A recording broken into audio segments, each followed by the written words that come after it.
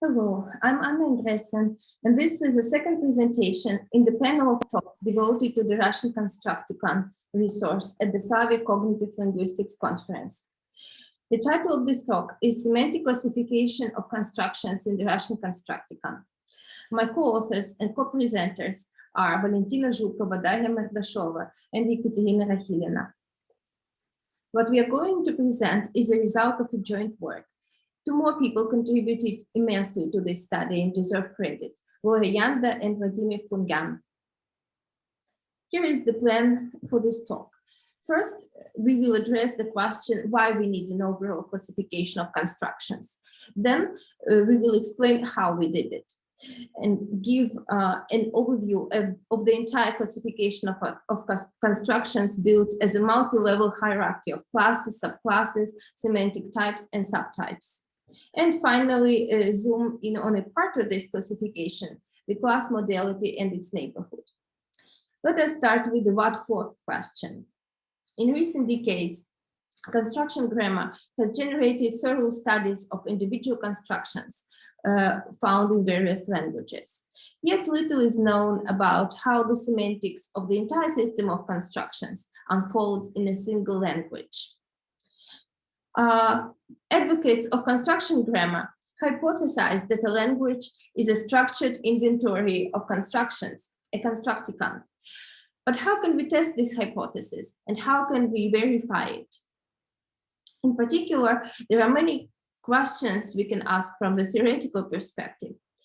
What are the major types of meanings that multi-word grammatical constructions can encode? What semantic types of constructions are attested more often than others? And do various meanings, types of meaning, form a coherent system? And if so, how is it organized? Apparently, these questions can be answered only if we can get access to a relatively large inventory of constructions of a single language. And today we have such an inventory. The Russian Constructicon contains over 2,200 constructions. It is by far the largest inventory, the largest database of constructions built for any language. It's large enough to draw at least preliminary conclusions and identify major semantic types of constructions that might be relevant for other Slavic and even non-Slavic languages. We need to classify constructions in order to turn a list of collected items into a structured inventory. How exactly can we do this? This is a practical challenge that all existing constructicons face. How do they classify constructions in terms of semantics? Well, the thing is that other constructicons are closely connected to corresponding FrameNet resources that primarily focus on verb argument constructions, which is a type of construction centered around specific verbs and their arguments. In these resources, constructions are classified in terms of frame semantics. Each construction evokes a certain frame, and its constituents correspond to the semantic components of this frame. Russian lacks a fully developed FrameNet resource. This figure shows that predicate argument constructions, including verb argument constructions, is only a single type among a whole variety of syntactic patterns that we have in the Russian Constructicon. It yields only 8% of the entire database. This is why frame semantics is not enough in our case, and we have to find a model that would work for analyzing semantics of all constructions included in our inventory. So we adopted a bottom-up approach. Our aim has been to collect a maximally inclusive inventory of Russian constructions and analyze them in terms of on their own terms, allowing parents to emerge from the data, not imposing other models like from English or from frame semantics. So this is an emergent classification. We annotated individual constructions by assigning semantic tags that capture relevant aspects of their meaning. The annotation of construction was carried out by a panel of 3 native speakers who worked together as a team over a long period of time. We worked towards reaching a consensus about every single construction. At the same time, our bottom-up approach does not mean that this work has been done in a theoretical vacuum. Our results are verified against typological studies of grammatical meanings, grammatical categories. When we annotated constructions, we took into account corresponding categories, distinctions, and terminology already known from typological studies of grammatical meanings. We adapt and adjust this terminology for annotation of constructional meanings. So, in doing so, we try to understand which types of meanings encoded grammatically in other languages can be expressed in Russian by means of syntactic constructions. As an example, consider the construction noun phrase nominative возьми и verb phrase imperative. As in the sentence, Ivan возьми и купи новую машину. Ivan suddenly bought a new car. This construction illustrates a semantic type that we first termed unexpected outcome and later renamed it as mirative, after the category that is expressed grammatically in some languages. Mirative means that the speaker is surprised with new unexpected information. We adopt this term even though this semantics is expressed here not by a single grammatical marker, but by whole construction. As you see, semantics of a construction is often a result of complex interplay of elements that belong to different levels, like grammatical markers, lexemes, discourse units, word order, prosody, etc. So what semantic types of constructions are best represented in our data? This bar chart visualizes 20 most numerous semantic types in the Russian Constructicon. Each of them is represented by more than 50 individual constructions. Constructions that encode degree of intensity, assessment, and attitudes are by far the most frequently attested, followed by the semantic types comparison, salient property, reaction to the previous discourse, and other. Now, this table lists all semantic types. When we identified them, we grouped them in 5 classes: qualia, modality and its neighborhood, subjectivity, discourse, and parameters. Overall, these classes comprise 55 semantic types, and most of the types have an additional level of granularity represented by their 182 subtypes. The subtypes are not listed in this table, but you can spot their presence where you see the plus symbol. For example, the type comparison has 5 subtypes, whereas instrument has no subtypes. We explain our terminology and provide illustrations of types and subtypes on the website of the Russian Constructicon, both in English, as you see here, and in Russian on this page. Today, several talks will present case studies of some of these semantic types. The first and the largest class is called qualia. This term is borrowed from philosophy, where it refers to individual instances or forms of conscious experience. We use this term to name a large class of constructions that describe the properties of the objective physical world external to the speaker. Qualia has 7 subclasses termed situation structure, situation modifiers, major roles, logical relations, and other. Now, the next class of constructions is called modality and its neighborhood. We'll come back to this class at the end of this talk. Subjectivity is a large class of constructions that encode the subjective evaluation of a situation or its participants by the speaker. a distinct class of constructions function at the discourse level form the class number 4. Because discourse constructions structure the text, organize communication, and often refer to the context larger than a single sentence. Finally, parameters is a class of constructions that encode the degree of intensity or accuracy. These two semantic types imply a scale that serves as a point of reference for a property or a situation characterized by a construction.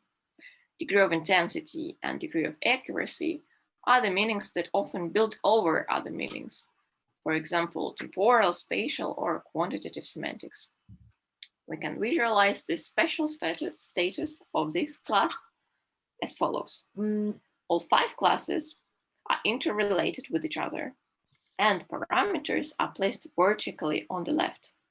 In practice, constructions of this class often carry several semantic tags. In our database, many constructions represent more than one semantic type.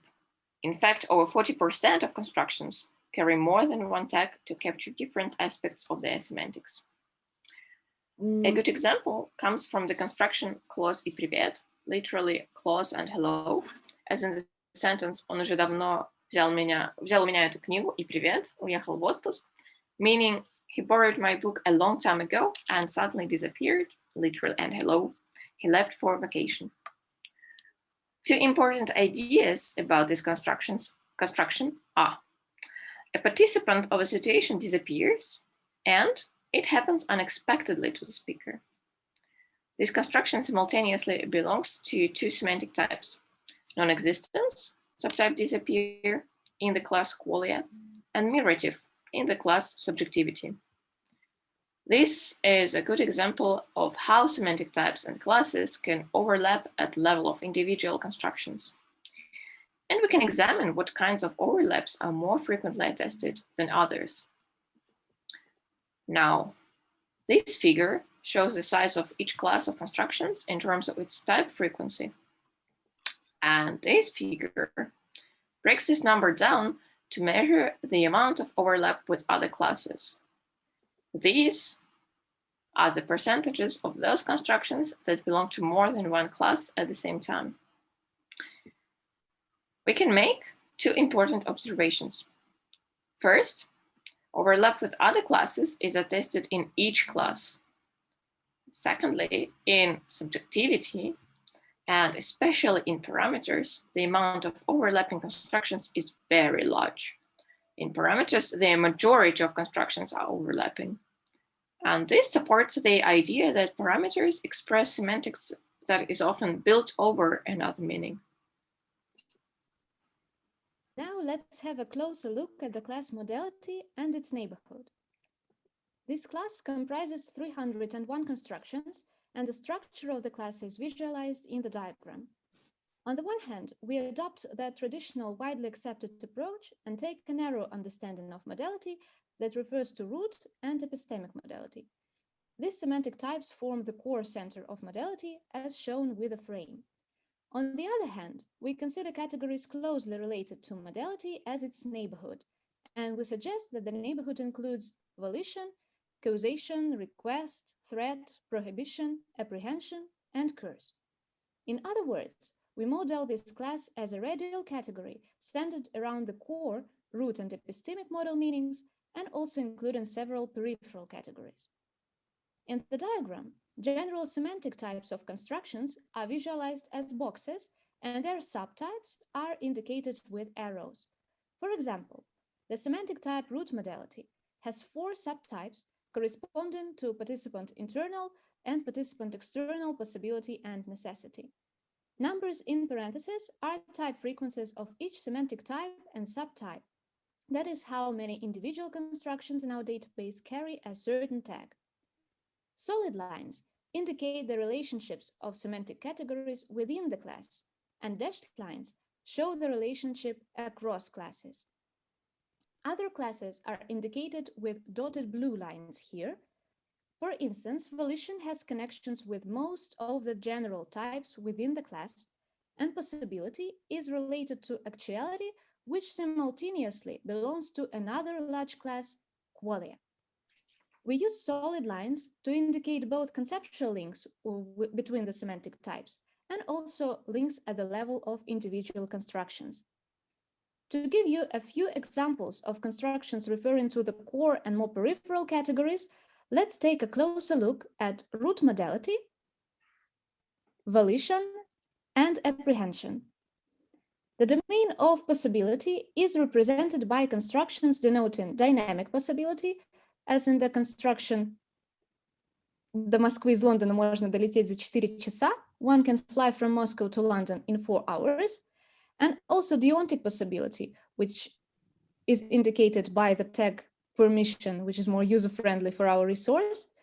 It is either a permission to perform an action or the speaker's request for such a permission, as in the construction «Не страшно, если я закурю», would you mind if I smoke?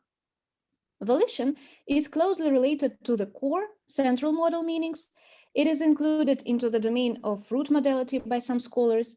That's why in the diagram we place this semantic type closer to the central categories. A typical member of this category is an optative construction like «Вот бы никогда не работать», wouldn't it be great if one never had to work? The semantic component of volition is also present in other categories. For instance, apprehension is related to an undesirable situation that the speaker would like to avoid. «Как бы Миша не опоздал», I'm afraid Misha could be late, means that the state of affairs in which Misha is late seems undesirable for the speaker. Now you see that the core and neighboring categories are interrelated. Moreover, the radial category structure can be used to model a network of constructions that belong to a single semantic type. If we zoom in into prohibitive, we'll see that this single semantic type represents an entire network of prohibitive constructions, already presented to you in the previous talk given by Laura Yanda. The class of modality is also connected to other classes. For instance, it overlaps with qualia in the semantic type actuality, represented by constructions like «Мише удалось покурить», «Misha managed to smoke». Actuality refers to a successful realization of an action, as the English verb manage, or the successful result of the ability, as Karin Eimer puts it. Actuality, also labeled as acquisitive modality sometimes, as a category lies at the intersection of modality in its domain of possibility and perfective aspect. To conclude, our representation of the modality class as a radial category complements the typologically accepted view of core model meanings by adding relevant adjacent categories that are closely related to the modal domain and tend to be frequently expressed by means of constructions. Conclusions. Our main point is that we propose a system of semantic tags based on grammatical classification. And the tags we used to subdivide our data, our constructions into classes, and identify constructional families are mostly grammatical. We have seen that these tags helped us to turn initially unsystemic list of constructions into a structured network. And there is one more advantage in using grammatical classification.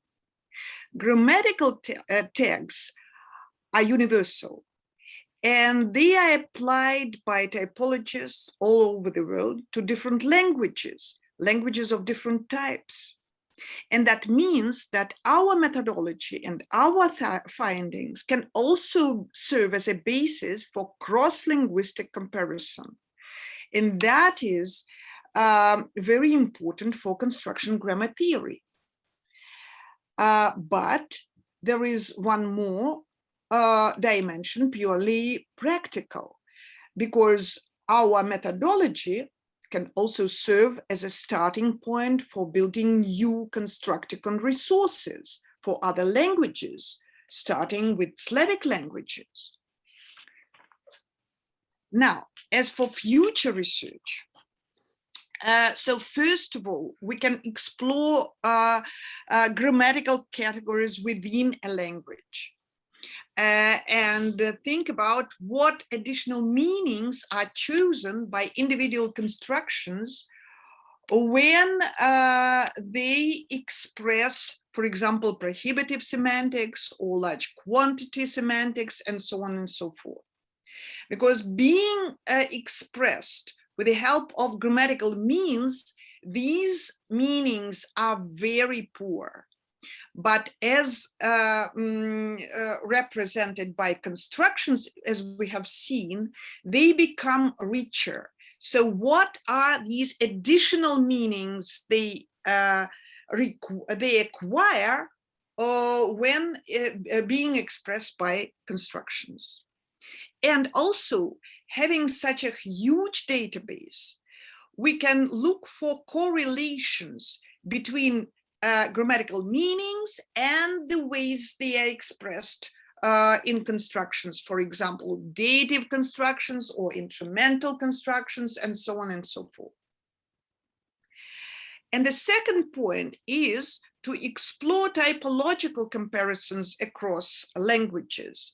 For example, we can look for similar metaphorical patterns explored by different languages, repeated in different languages for one and the same construction family, or the same types of particles also used by different language systems.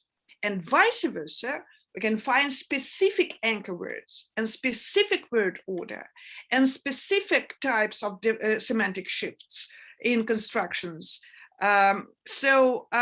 These 2 points are as we consider our contribution to construction grammar theory and practice. Thank you.